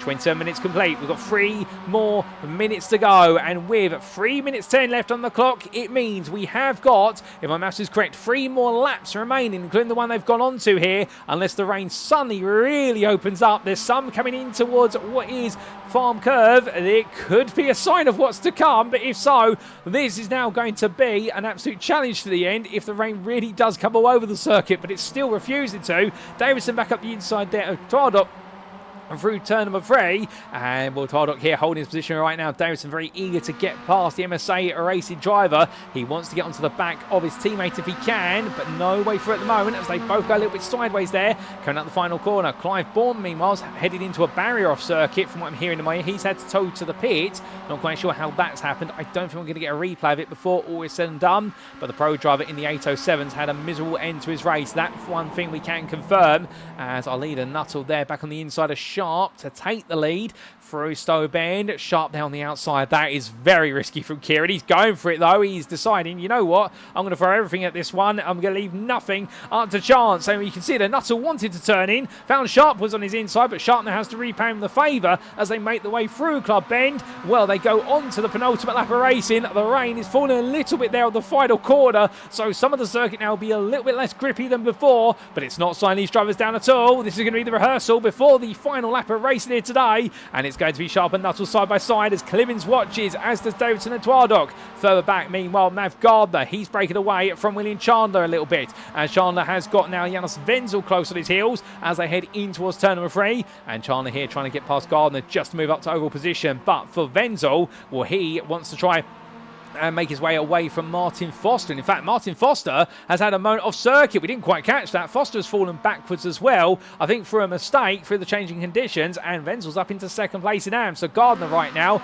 looks to be on course the AM winning this one after his second place in race 1. And Wenzel, meanwhile, will be looking to add another podium to his championship campaign.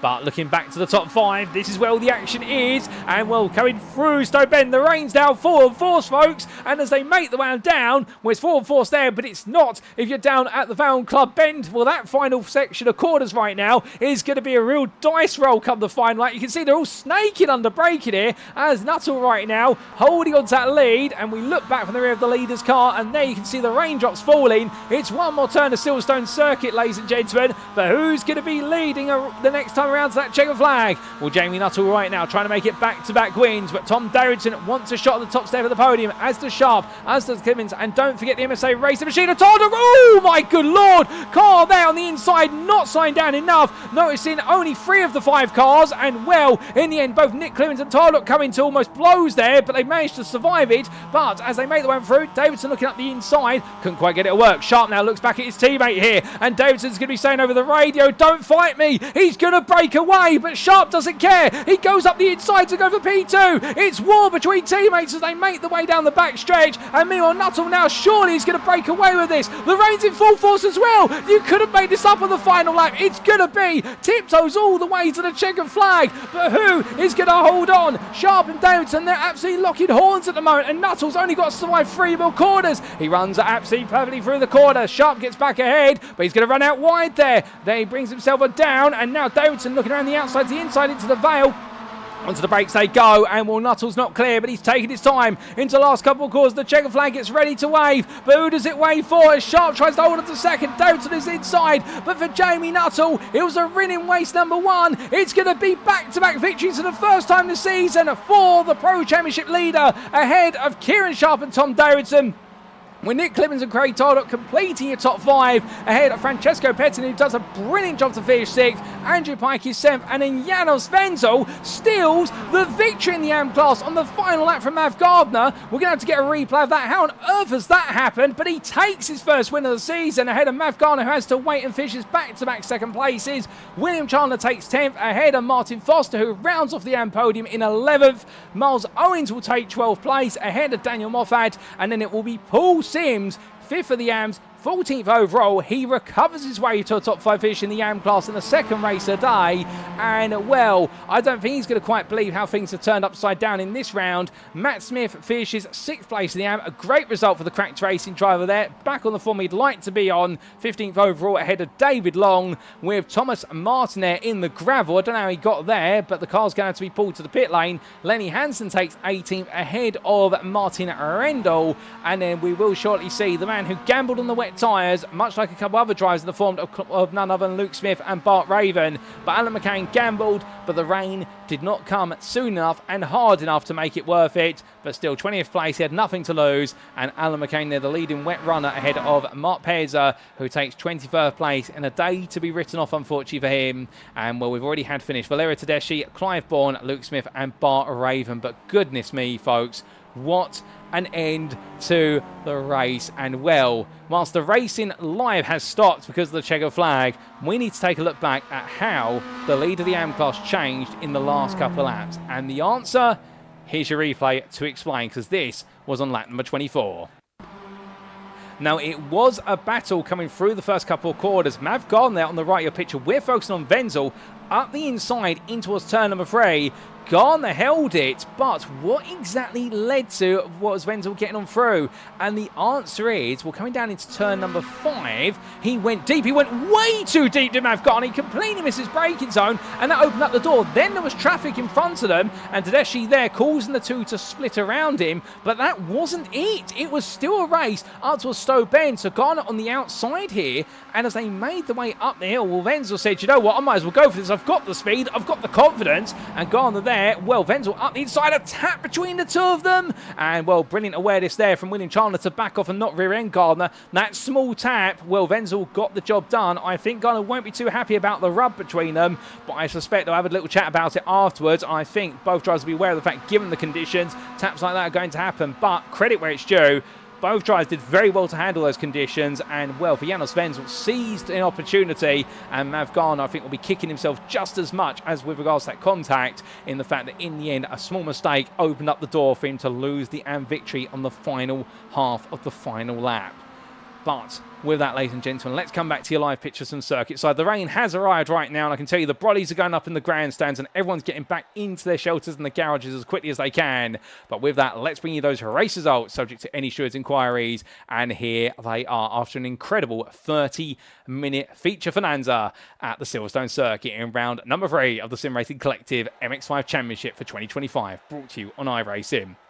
And Jamie Nuttall then, your winner, making it back-to-back victories for Cracked Racing today, Oval and in the Pro class, ahead of the Sim Racing Collective esports pair of Kieran Sharp and Tom Davidson, who once again bore daggers towards each other and fought for second and third. But a good friendly rivalry between two teammates, no doubt about it, but Nuttall allowed to just gradually hold on to that win, no matter how hard they chased him down.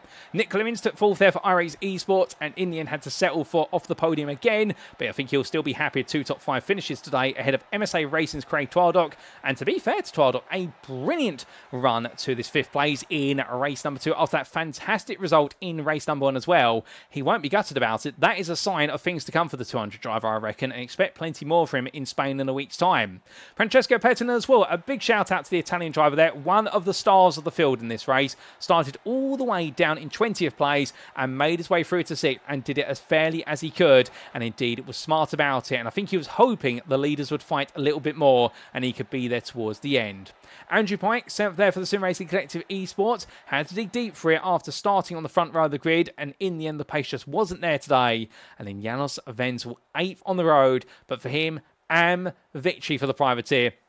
And that's going to feel a special win ahead of Mav Garner, who makes it 2 second places on the bounce here at Silverstone in the AM class, 9th overall. But for Mav Gardner, the Sim Racing Collective Esports driver's got to think to himself, that puts him right back in the hunt for the AM Championship nice and early on. William Chandler completed your top 10 for Cracked Racing. A bit of a frustrating day for the 43 driver. Found himself in the second pack of cars and couldn't quite get into the lead pack.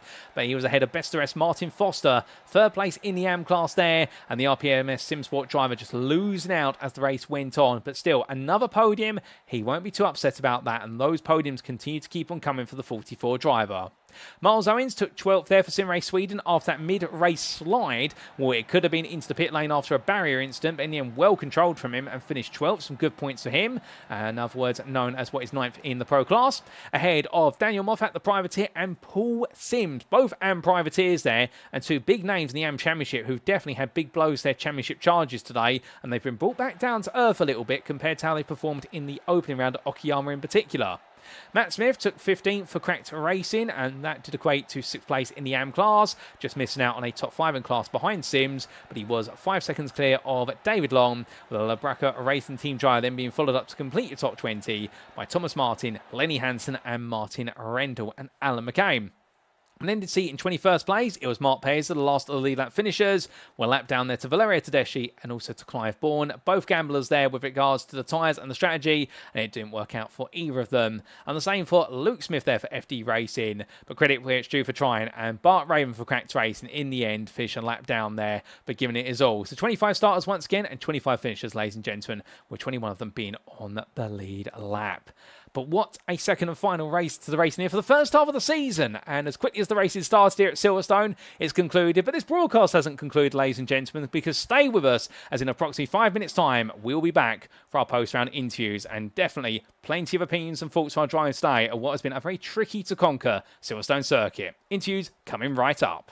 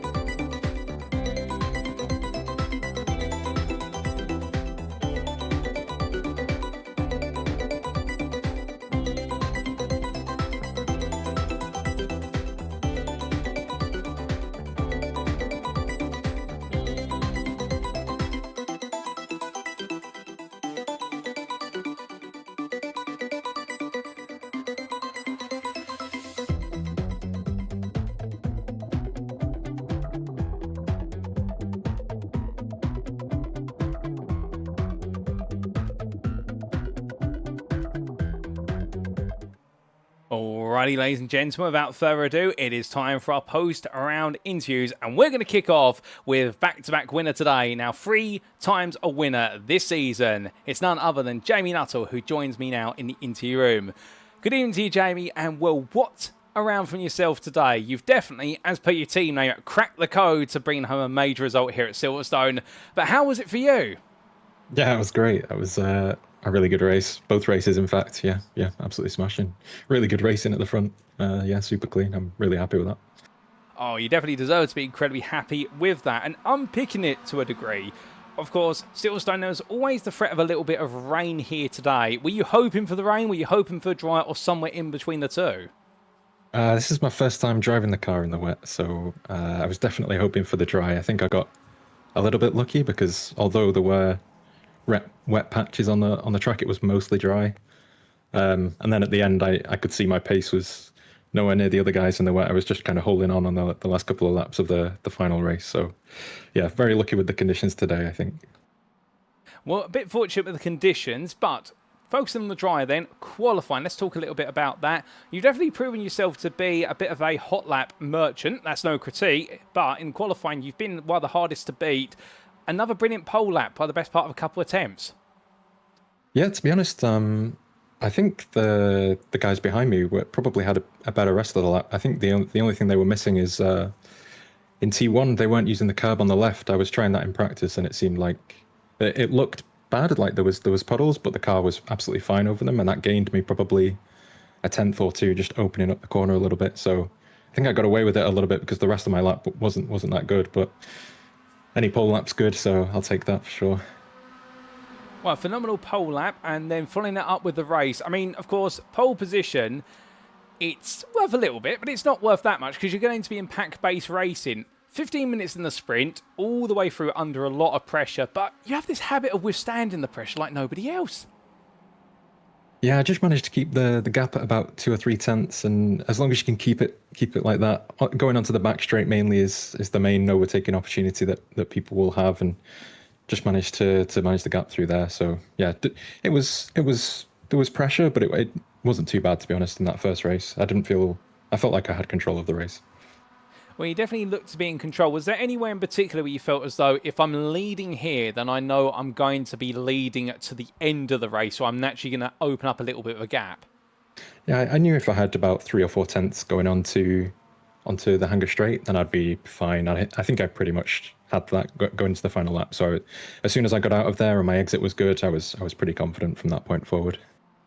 Well, plenty of confidence. And then going into race number 2, much the same, but of course now starting 10th. But I mean, you started 10th, but by the end of the opening couple of laps, you're already up into the top 5 pack. I mean, you're making a habit of this. I don't think we can pull you far enough away from the lead pack. Yeah, it's just a case of trying to follow the guys through and pick the right position in the track. You know, being on the inside or the outside at the right time. It's you're rolling the dice sometimes. You know, you don't know where the guy ahead is gonna break and whether he's gonna be the person to follow. So. Yeah, once again, just got a little bit lucky in those first couple of laps, but took my opportunities, really. That's the key. Well, you took your opportunities, and then talking about really the remainder of the race, let's say the remaining 20 minutes, constant back and forth fighting between yourself and the remainder of the top 5 of Kieran Sharp, Tom Davidson, Nick Clemens and Craig Twardock. But the one theme is you do seem to really want to be the lead car, or you don't want to go any lower than second. Is that always your game plan, or is there a bit of luck around that as well? There's definitely luck there, but I don't want to let go of the lead. I think as soon as you lose one place, it's very easy to get shuffled back. It's very much like karting in that regard, where people can sense blood in the water when they see you lose a position, and everyone starts going for you. So, yeah, I don't want to fight too much because you just lose too much time. But I would much rather stay like at least front 2, 3 positions. I don't want to start dropping much further than that. Oh, absolutely fair. And I do have to ask, in fact, it sounds as though you do quite a bit of real-life karting. I used to do a little bit, but not so much these days. Oh, it's absolutely fair. But I can imagine you're applying some of that experience from real-life motorsport into the simulator as a result. I mean, for those curious at home, how much are you drawing upon that experience? A fair bit, to be fair. Like definitely the in the pack racing, knowing sort of getting a sense of where people are strong, where people are weak. and where you want to position the car, definitely that plays into it for sure. Oh, fair play. Well, last question I do really have for yourself with regards to the racing is, I mean, it's the first instance where we've had somebody take back-to-back wins this season in a class, let alone overall. I mean, it must feel a special achievement. Yeah, absolutely. I think I'm proud of that, but also I'm just thrilled with the racing we're getting this season. It's just terrific to be a part of, and I can't wait to watch the race back because yeah, it was just amazing on track racing the whole way through. Oh, absolutely brilliant. And just before I do let you go, Jamie, is there anybody you'd like to give a shout out or a thank you to live on the broadcast tonight? Yeah, shout out to the team Cracked Racing. I love those guys. Thank you very much for watching. Well, Jamie, it's been an absolute blast to have you join me in the interview room. Well done your performances today. You've definitely set the standard very high for the second half of the season that's to come, and we'll have to wait and see whether anybody can match you or whether you're going to try and run away with those wins. But until next week, my friend, well done once again, and have a great rest of your evening. Cheers, you too. Thank you. Well, ladies and gentlemen, we got to hear there from our double winner today and definitely championship leader in the pro category after what will have been 3 rounds of racing, Jamie Nuttall for Cracked Racing. A phenomenal run today in both races. And talking about there, very interesting the fact that no real experience in driving the MX-5 in the wet, so was really hoping for dry conditions. Got to make the most of those wet conditions and got to make the most of the dry conditions, I should say, and well, reaping the rewards for it. Absolutely brilliant pole lap, but in the end, admitting that his focus is being one of the top 2 cars in the race and doing that each and every time and drawing upon his real-life racing experience to aid him in knowing where to put the car and where he wants to be positioned over the race distance. And that is why he's been absolutely been running away with proceedings, albeit I say running away at the very front and holding everyone at bay. And well, after today, can anybody stop Jamie from leading the championship further into the distance? Well, we'll have to wait and see. But don't go anywhere, folks. We've got another interview coming up very shortly for you. And well, we're going from the Pro to the AM class, but who could it be?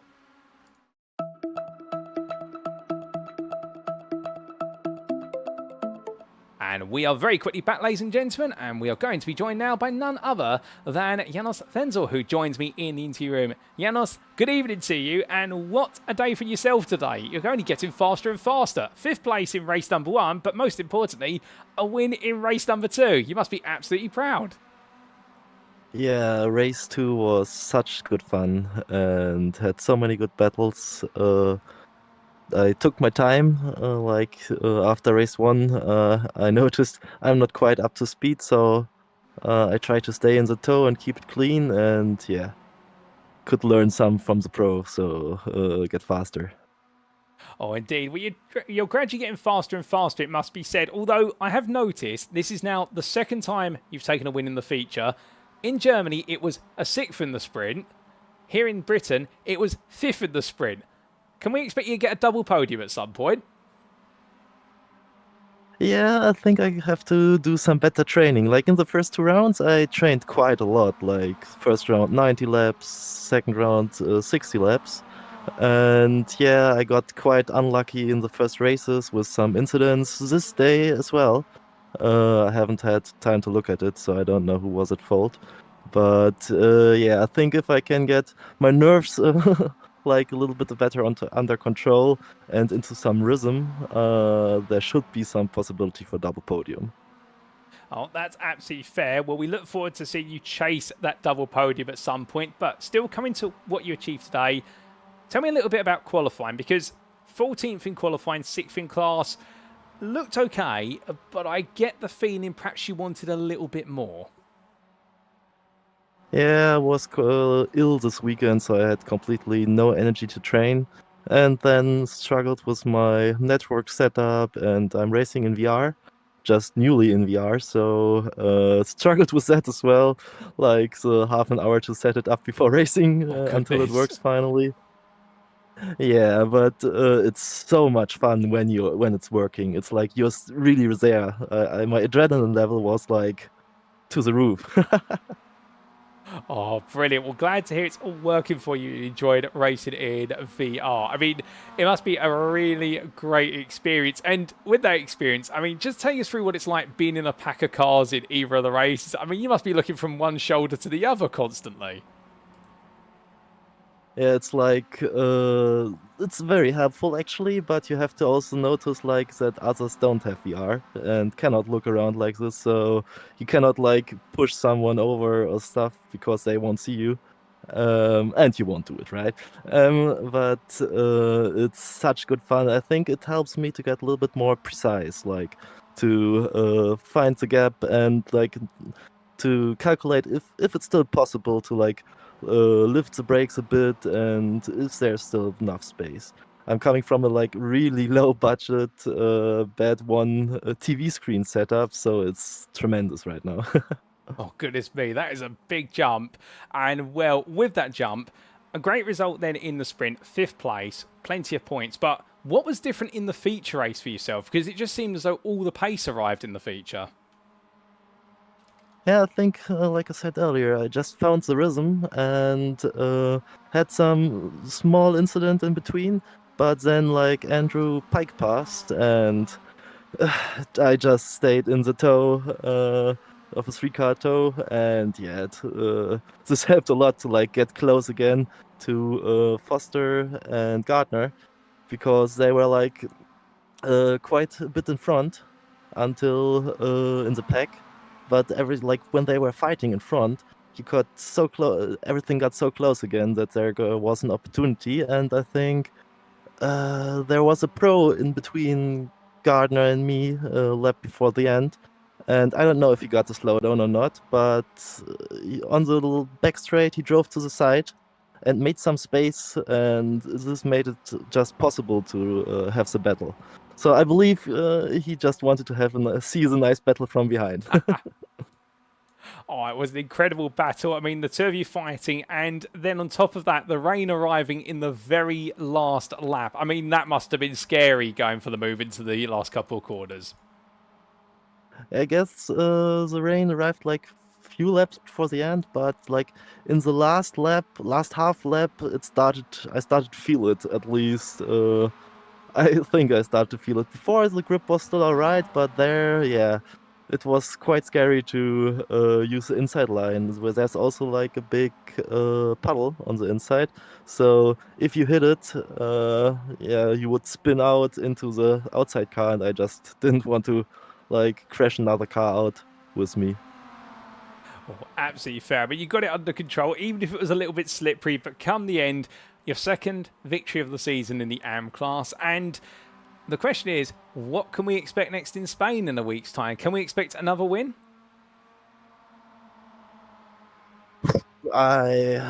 Which track in Spain is it next week? I haven't trained for it yet. It'll be at the Navarra circuit. Ooh, I have to train this a lot. I hope for like Barcelona or something because I know this from other sims. But yeah, I didn't have a lot of training there, so I'll have to get in the Sunday lobby and have quite a lot of training, I think. Well, fair play. Plenty of training ahead, and we wish you the best of luck with that. But just before I do let you go, is there anybody you'd like to give a shout out or a thank you to live on the broadcast? Yeah, actually, I would give a shout out to Puria. It's a great friend. I met studying in UK when I studied there for like a year. And he's currently starting to get a new job and yeah, in motorsports a bit. And I wish him all the best. Oh, fantastic. Well, all the best to your friend there as he chases a career in motorsport. And we look forward to seeing how he rises. But with that, Janos, it's been an absolute pleasure to have you join me in the interview room. Congratulations on a great pair of results, particularly that win in the feature. And we look forward to plenty more from you in a week's time. Until then, have a good evening.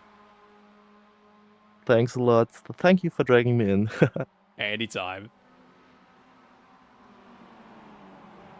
Well, ladies and gentlemen, we just heard from a very happy Janos Wenzel, and after a difficult round number one, you can hear the happiness in his voice. He just sounds as though it's really come alive today. It's proven in the fact that those results, qualifying, left a little bit on the table. Race number one, absolutely loved it, racing in virtual reality for the first time, got it all set up, and in race number two, it all clicked together. The momentum built, and even with a little bit of rain later on, it did not stop him, albeit A little bit of a scary and hairy moment into the last major braking zones on the final lap, but battling with Mav Gardner, it was always going to be fine margins, and in the end, the two of them keeping it close, keeping it together, bar a little bit of contact, and well, for Janos Wenzel, the sky is the limit now, it would seem, and I think this is really, after that win in Germany, I think he was questioning, can I do it again? And the answer is yes, he definitely can. He's proven it today, and now he'll be going to Spain. Now, he's got to get a lot of practice in, but if he does so, well, he definitely right now turn the championship on his head and start to lead the way in the AM class.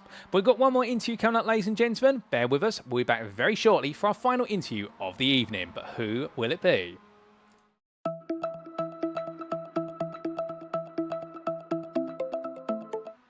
And well, I'm very pleased to say, ladies and gentlemen, that joining me now in the interview room is none other than Craig Twardock. Craig, good evening to you. And what a round from yourself today. I mean, as rounds go and the improvements from drivers, for yourself, this has been your best round of the season by far. I mean, you must be over the moon with it. If I am, I'm absolutely buzzing with that. That's my first podium in a league race on iRacing, so I can't complain at all. Oh, absolutely brilliant. That's an absolutely brilliant milestone to achieve here in the MX-5 Championship with the Sim Racing Collective as well. And it's been no easy task today. But before you even got to that podium, talk about qualifying. Was that second place planned or expected? Because it was out of left field for us here in the commentary booth. Do you know what, it weren't? I said to the others that I was speaking to that I was just hoping for a top 10. So I don't really know how I'll put it P2 or P3, whatever it was. I forgot already. But yeah, I don't know how I got up there. Oh, well, a bit of a surprise, but a welcome one to be certain. And going into the race then, I mean, what was your plan? Because I suspect you were expecting to start further down the order and perhaps work your way forward. But suddenly, you're sharing the front row with a man who made it back-to-back wins today, aka Jamie Nuttall. Did that change the way you looked at the race? I just wanted to stay out of trouble, to be honest. Just wanted to finish as high up as I could, but not cause any issues. Seems like what happened last week. Just wanted to keep it nice and simple, but when I saw, I can't remember who it was, but someone made a mistake in front, my eye sort of lit up and I felt I had a chance in the end, so I got a bit eager. But yeah, I'll take it. I can't complain really. Oh, indeed. I can definitely tell that your eyes lit up and looked for an opportunity. We saw plenty of battling between yourself and the TSRC pair of, not Andrew Pye, Kieran Sharp and Tom Davidson. And, well, race number one, of course, brilliant result for yourself. And in race number two, you did it all over again, very quickly getting into fifth place. But it looks as though that's where you're going to stay for most of it. Yeah, just didn't have the confidence to get stuck in properly with that one, especially when the rain started coming in, because that was the first time I've drove in the rain on iRacing as well. So, yeah, I didn't want to cause too much drama. I was happy, especially with the first result. I just wanted to bring the car home in the second race. So P5, I'll take that. Well, definitely a big result there to take the fifth place, like you're saying. It does mean now, after 3 rounds and a drop score, you've moved all the way to 4th place in the championship, and you're not too far away from the top 3. I mean, if we were to wind back the clock to the start of the season, did you set yourself any goals at the start of the season? I just wanted to get a top 5. Like, try and keep up with the front runners was my main goal, and just hit a top 5 and see where we go from there. But I've gone past that, so maybe I have to change my goals now. Oh, absolutely brilliant. I mean, that's definitely something to aim for now. Raise the bar a little bit higher, a bit more of a regular appearance on the podium, perhaps? I hope so. It's quite nice being up there. But yeah, we'll see. We'll see how it goes. Well, speaking of seeing how things will go, in a week's time, we head to the Circuito de Navarra in Spain. How are you feeling for the circuit? I've never driven there, to be honest. I'm still quite new to iRacing, so everything's quite new to me. That was the first time today going around that track. But it should be alright. I know the layout, so that's a start. Hopefully I can replicate what I've done today. But it should be fun. Oh, goodness me, it will be. And we look forward to seeing whether you can replicate your achievements here at Silverstone at the Spanish circuit in round number 4. But just before we do let you go, Craig, is there anybody you'd like to give a shout out or a thank you to live on the broadcast? I'll have to give a shout out to the MSA boys still on console. So yeah, we're coming over slowly, one at a time. I'm gonna try and compete in there. Well, I think many tuning in would love to see more of the MSA crew here. Bring them all over, Craig, because we'd love to see the MSA army take everybody on. Yeah, I'll try to. Oh, goodness me. Well, Craig, it's been an absolute pleasure to have you join me this evening. Congratulations on a monster haul of points and a season best performance. And, of course, your first ever league race podium here today. That's a real great achievement. We look forward to plenty more in a week's time. But until then, my friend, have a great rest of your evening. Cheers, mate. You too. So here and there, ladies and gentlemen, from our final interview of the evening, Craig Twardock, and what a brilliant way to make it his first ever podium in a league race setting on iRacing. In the fact that in the end, putting himself into second place in qualifying, completely unexpected, and saying there the surprise when he ended up in second, but a very welcome surprise at that. And then changing his complexion, really focusing on for the first race, the idea of just getting the car on home and just looking to make sure he scored big. But noticing, with everybody around him fighting, it meant he had an opportunity to dice for that second place and took it back in the end and held off the intentions of the Sim Racing Collective pair of what was both their Davidson and also Sharp, and made sure Nick Clemens could not get close enough. Race number 2 found his way into 5th place nice and early on, but openly admitted there he didn't want to risk throwing away the result and just wanted to settle for a top 5 finish. And to be fair, I think the absolute right call there, particularly the fact his relative level of experience versus some of the drivers he's racing with who've got extensive experience racing the MX-5 car. Well, he's now raising his targets a little bit. He expected a top 5 at some point this season in terms of a race result, but now he's achieved a top 5 and a podium. So now he's going to see if he can raise the bar and add a few more podiums to his charge. And, well, he's driven around the Circuito de Navarra, but he needs to get some practice, and he's openly admitted. And we look forward to seeing whether that practice will make perfect for the MSA racing driver. Because if it does, I get the feeling we at one point may even see him chase down a win this season. I don't want to say it's going to happen, but I think right now he'll be itching a little bit to himself and thinking, what if I finish on the podium again? And what if that top step is only a couple attempts away? Could I one day be the guy up there? Well, ladies and gentlemen, that's what we'll have to wait and see. We've got 3 rounds to go, 6 races, and Craig Twardock right now, I can imagine the sky is now becoming more and more the limit. But with that concludes our interviews for this evening, and a big thank you to all 3 of our drivers who we've heard from. To give you a recap, we spoke to, firstly, in the Pro class, Cracked Racing's Jamie Nuttall, and indeed the first driver to make it back-to-back victories in a class this season. Well done to him, a phenomenal performance there. And, well, the Pro driver being followed up by Janis Wenzel, the privateer, who in the AM class today did a phenomenal job, to be fair, on his own performances, particularly bringing on home that great win in race number 2, now making it 2 wins this season, and well recognising the fact switching to virtual reality, having to very quickly get accustomed to it, but getting accustomed to it he did, and indeed it showed. And we then heard from Craig Twardock just moments ago for MSA Racing the Pro class. Well, he never expected to be on the podium, but he made it to the podium in qualifying, and he stayed there for the sprint race, and a top 5 has won the feature.